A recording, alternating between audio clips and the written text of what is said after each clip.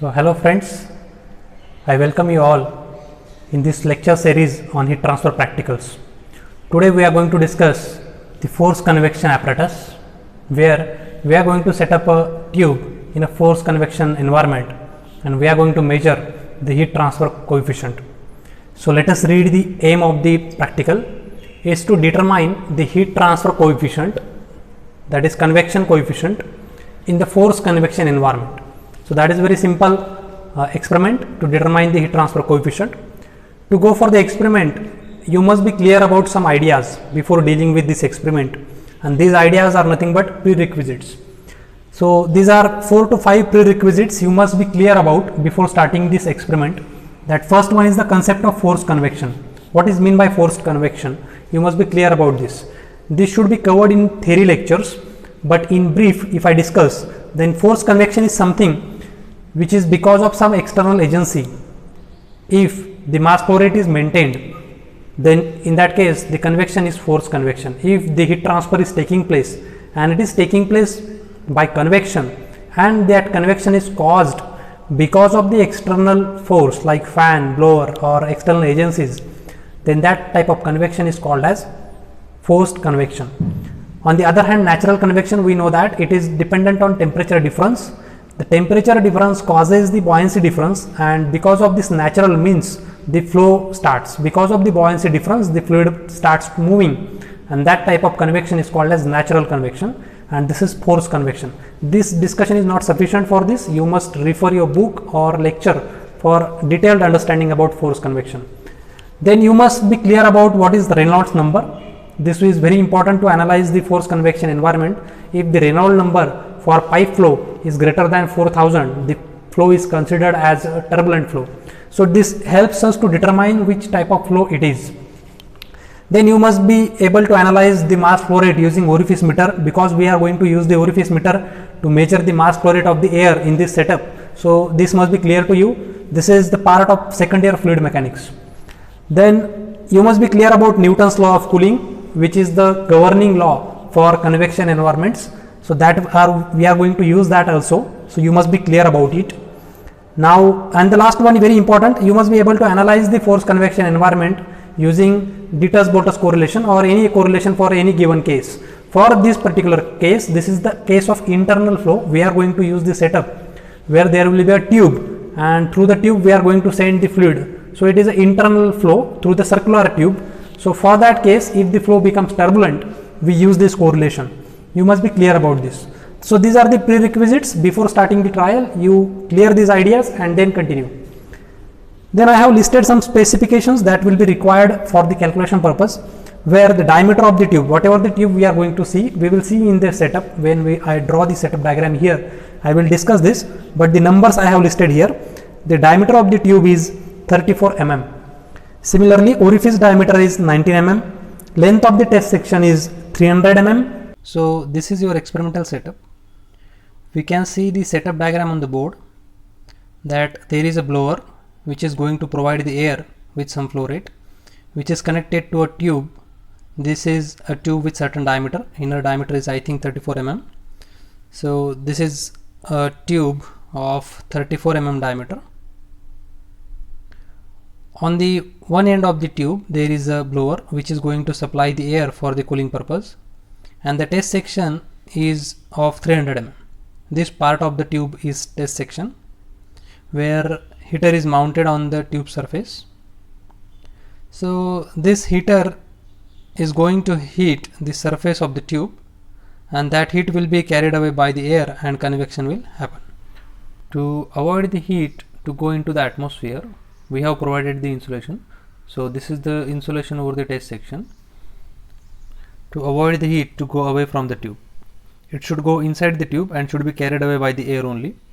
It should not go outside the air. So that is why insulation is provided. There are 6 thermocouples are mounted, one at inlet and T6 at outlet.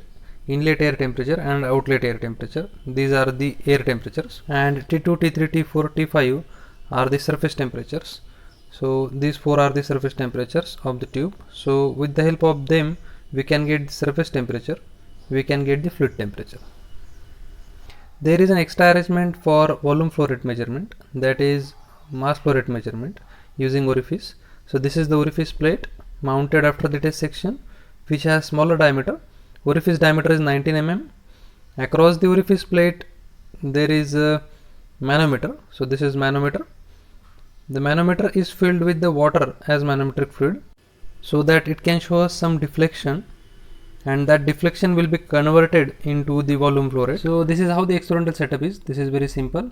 So when we want to run the setup, we just have to start this blower and switch on this heater. These are the two things that we need to switch on, and later we just have to record these temperature readings and manometric head to get the volume flow rate and velocity. This will give you the surface temperature, this will give you the air temperature. So this is how the experimental setup is. Here itself we can see the observation table as I have described. We will record the voltage and current supplied to the heater to get the heat input, and then we can record these 6 temperatures. T1 and T6 are the air temperatures, T2 to T5 are the surface temperatures. And we can record the manometric head H-mano in mm of water. So this is observation table. So I suggest you to copy this observation table in your notebook, and now we will go to the setup to take the readings. Okay. So this is our setup for heat transfer by the force convection. So you can observe that this one is our control panel, where there is a ammeter and voltmeter controlled by a dimmerstat, which is connected to the heater, which will be switched on with this switch connected to the heater.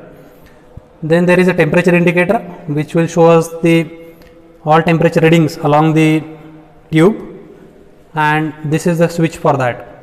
Then there is an extra switch for blower, because we want to set this tube in the forced convection environment. For that purpose we will need this blower, which is going to blow the air. So this switch is used to switch on the blower. Now you can observe that there is a tube. On this tube a heater is mounted on the outer surface, and which is insulated from the outside.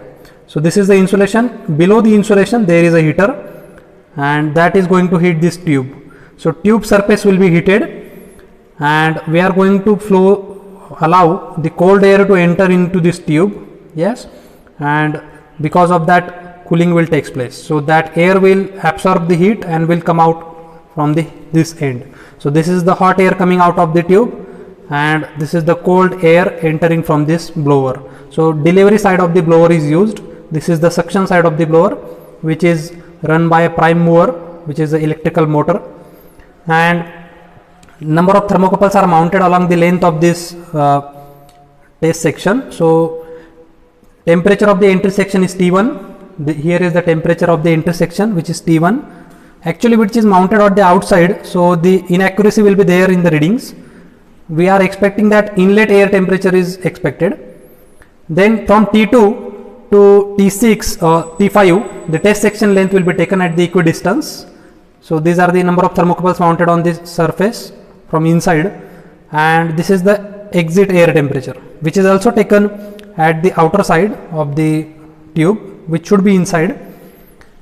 Then there is a orifice meter mounted to measure the mass flow rate of the air along with the manometer. So you can observe that working fluid of the manometer is water, because the working fluid of this test section is air. So manometric fluid is water. So once the blower is on, there will be a difference in manometric height, and that we can record, and from that we can get the mass flow rate of air. So to run this setup, it is very simple process. You just have to switch on the heater and blower, that's all, and we can allow it for almost 1 to 2 hours to get the steady state.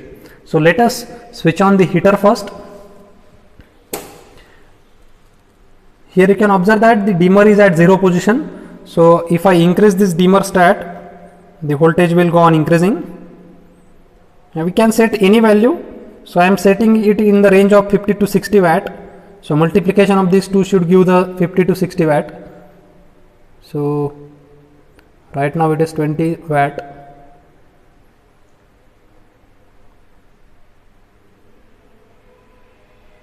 So now it is okay. Around 60 watt I have allowed this.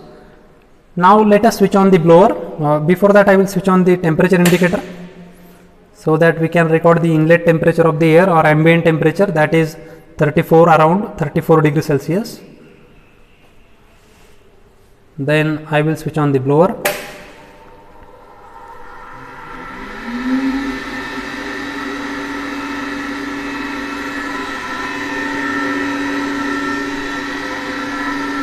So you can observe the manometer height difference. Since there is no flow control valve, we cannot control the mass flow rate of air. So this height will be whatever it is. So we can record it during the observation. Now we have to allow this for at least 2 hours to get the steady state, and later we will take the readings. Okay. So it is almost 2 hours now. We can take the readings. So have the observation table with you and note down the readings I dictate. Note down the current as 0.31 ampere, voltage as 181 volt. Note down T1 38.4, T2 47.1, T3 55.6, T4 60.6, T5 52.3 and T6 41.5. And note down the manometer difference as it is 90. To avoid the parallax error, you should look from the straight. 90 minus 5, so it is 85. So manometer reading is 85 mm of water. So these are the readings. We will go for the calculations now. So let us start the calculations. You can see that this is the observation table and these were the readings we have recorded from the setup. And now we can start the calculations. We'll have to begin with the fluid temperature because we have inlet air temperature and outlet air temperature. So average fluid temperature can be T1 plus T6 by 2. That comes to be 40 degrees Celsius. If you make the average of these two, it will come to 40 degrees Celsius. Then similarly surface temperatures, because T2 to T5 these are the surface temperatures. So average of them divided by 4, it becomes 53.93, and average of these two values is called as mean fluid temperature. It is mean fluid temperature, which is the average of fluid temperature and surface temperature. So this comes to be 46.96 degrees Celsius, approximately 47 degrees Celsius. So at this 47 degrees Celsius, from the data book, air properties can be recorded. So these are the air properties we have got from the data book. This is the part of specifications where inner diameter of the tube is 34 mm, length of the test section is 300 mm. In the beginning of this lecture, I have said that it is 610 mm. That is wrong. The length of the test section is 300 mm here. Please note this. Then orifice diameter is 19 mm and coefficient of discharge for the orifice is 0.64.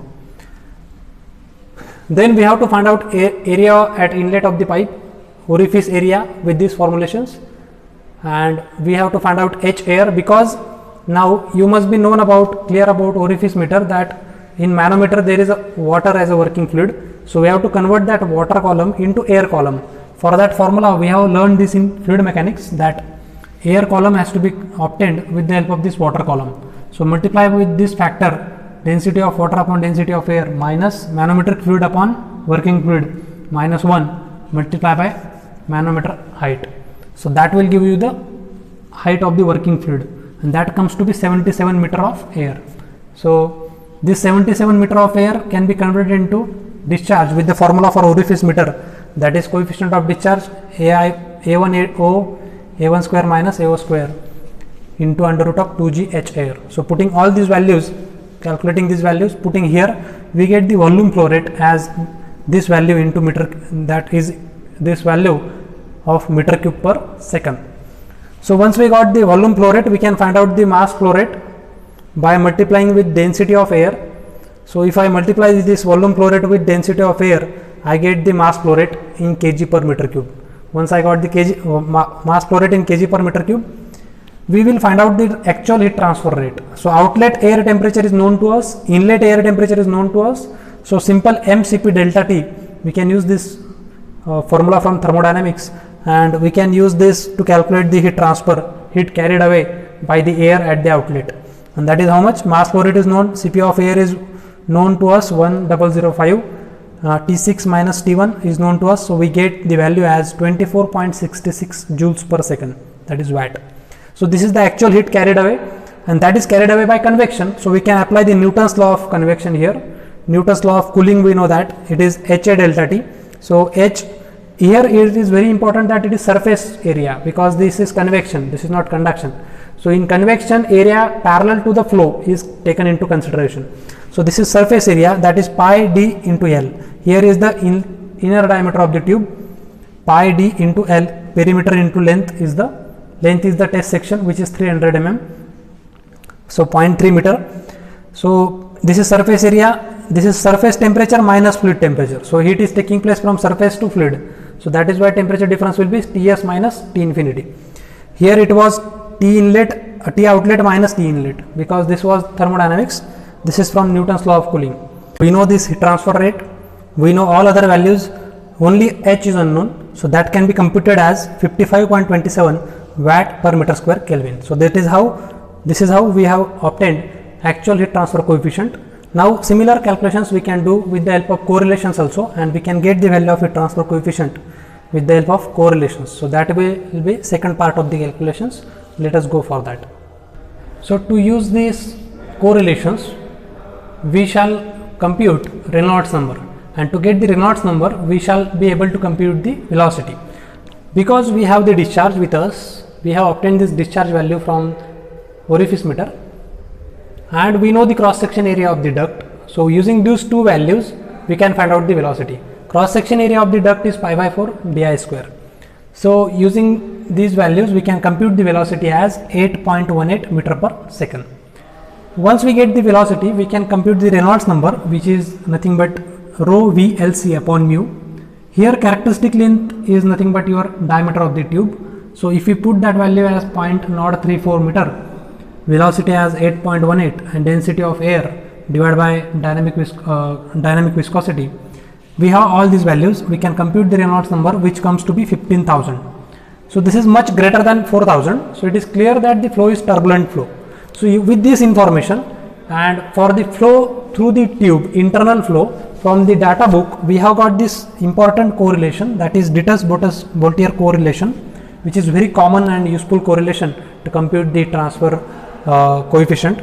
So with that correlation we can get the Nusselt number, and putting this value of Reynolds number and Prandtl number, we can get the Nusselt number. Once we get the Nusselt number, using that we have the formula of Nusselt number as HLC upon Kf. Again this is diameter, characteristic length here is diameter of duct, and then conductivity of air. Putting all these values we get the theoretical heat transfer coefficient. So by these correlations, whatever heat transfer coefficient we have obtained, that I have called it as theoretical, and by previous calculations whatever heat transfer coefficient we obtained, that is actual. So we can notice that these values are much greater than the corresponding values in case of natural heat transfer, natural convection heat transfer. So that is how this was the today's trial. I hope you understood this. So thank you very much.